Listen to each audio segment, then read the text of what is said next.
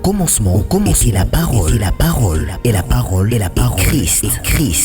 Radio, parole vie, la radio qui donne à travers la parole. Votre shalom bien-aimé dans le Seigneur, chers papa et maman, chers frères et sœurs, chers auditeurs et auditrices de la radio Parole Vie, vous qui nous suivez partout à travers le monde entier, vous qui aimez cette radio Parole Vie et votre émission Parole Vie, une émission à caractère évangélique. Totia kasango malamu ya kolona biso Yesu Masiya Nazareth nzambe moko ya solo pe abomo. Bien-aimé, je l'ai toujours dit, je suis le prédicateur de la bonne nouvelle.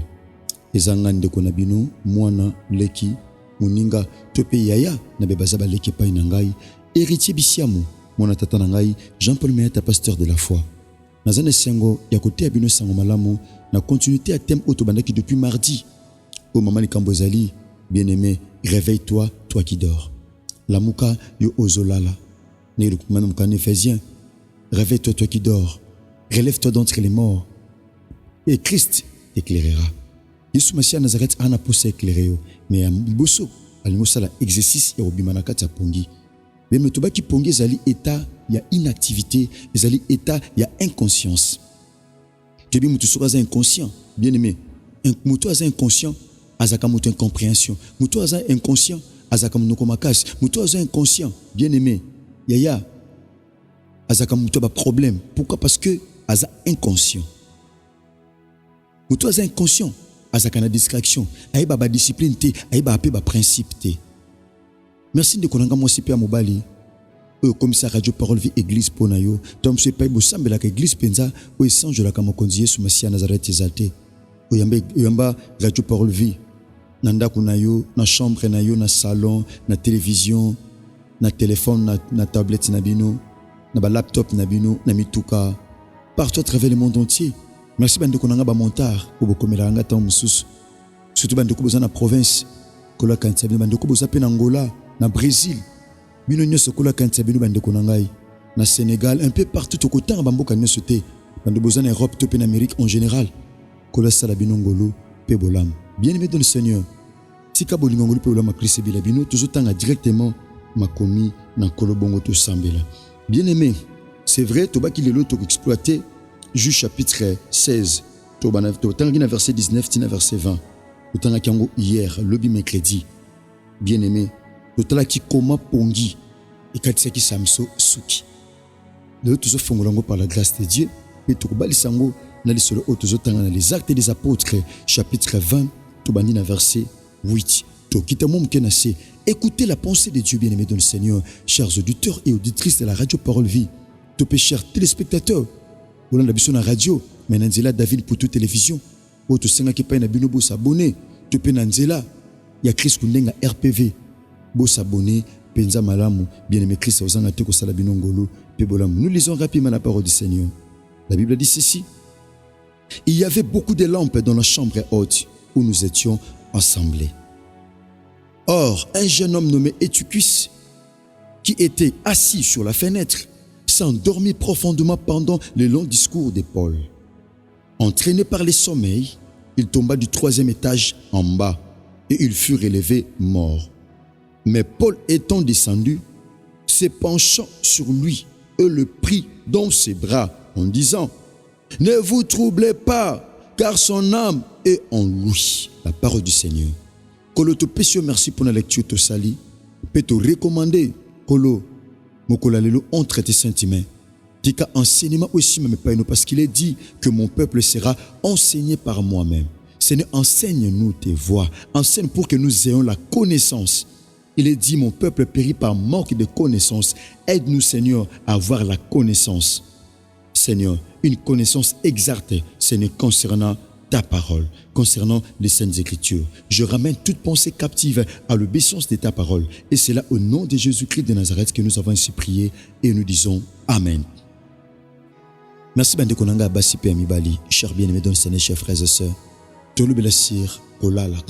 Mais le toba qui kola les ali étaient à inactivité et zappé kola kokufa. Bien-aimé dans le Seigneur.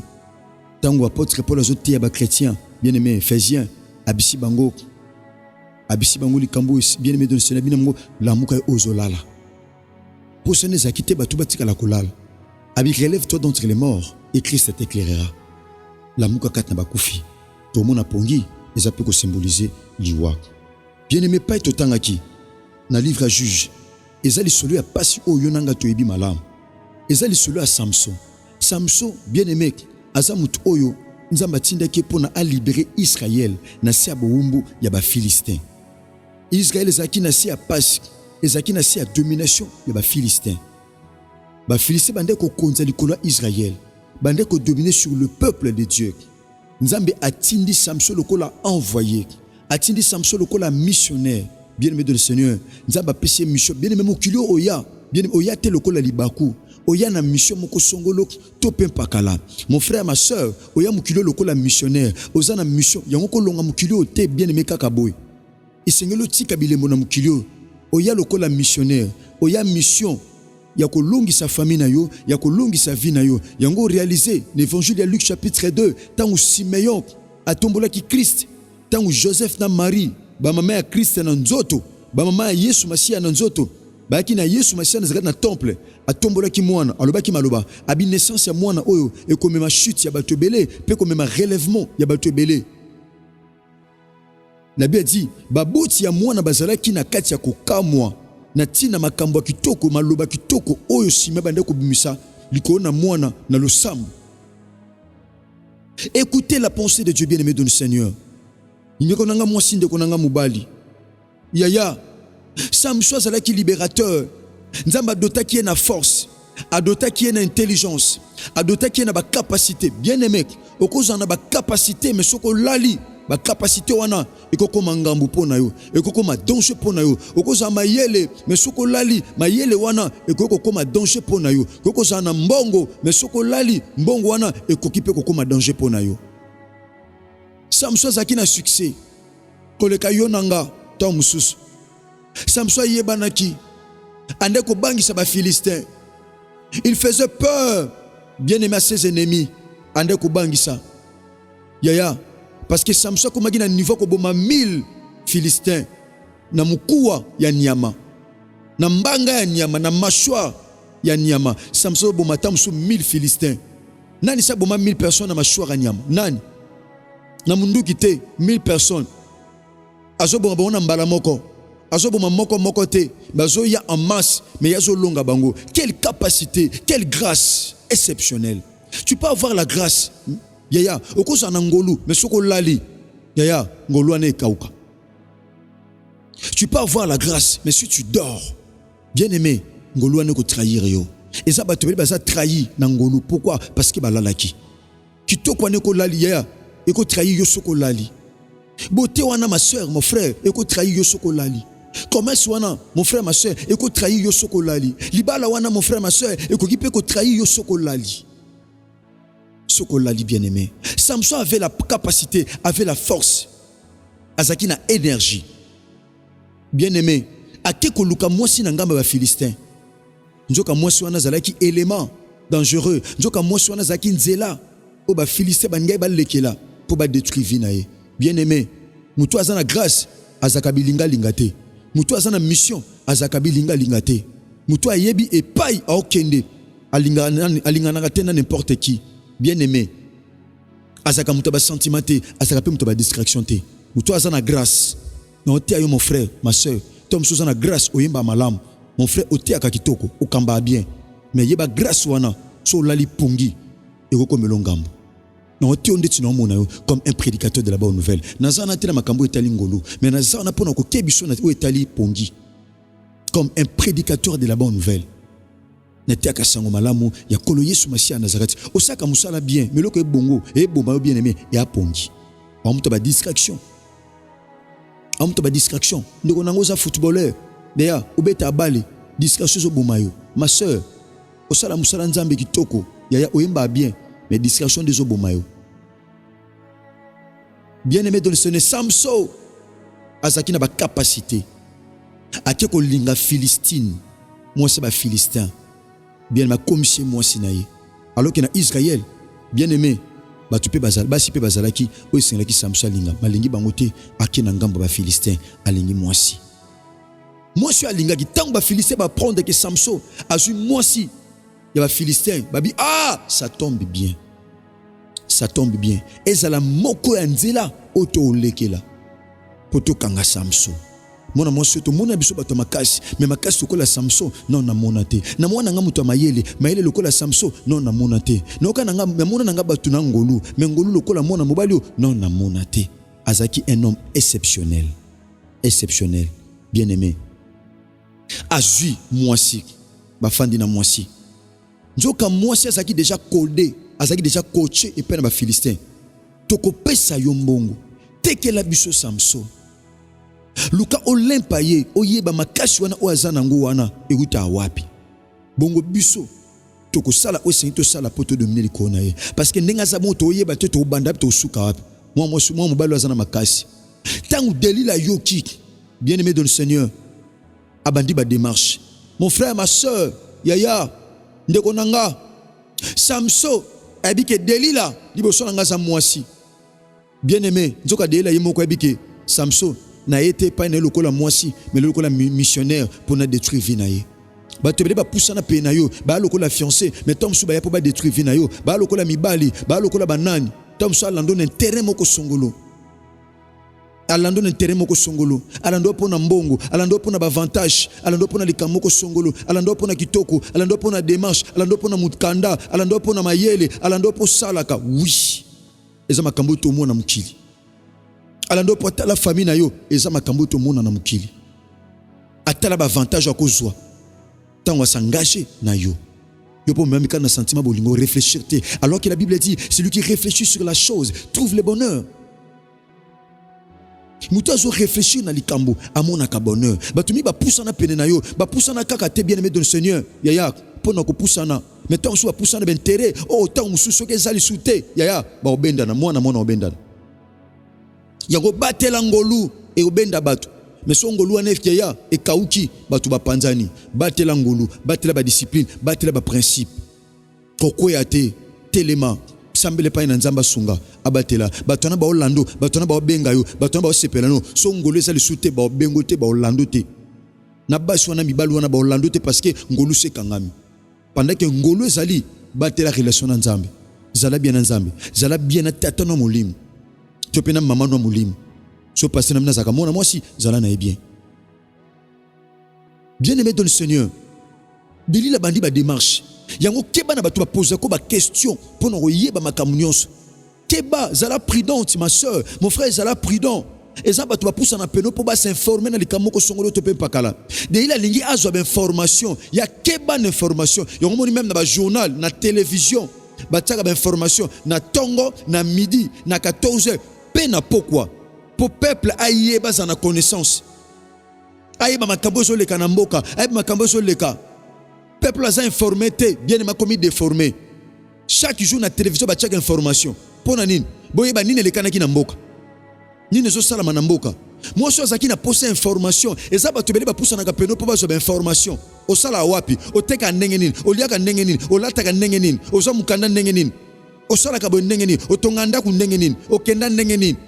Batu musu ba saka bien aimé pa poussa na kapeno ba zo information po ba ko étudier malamu.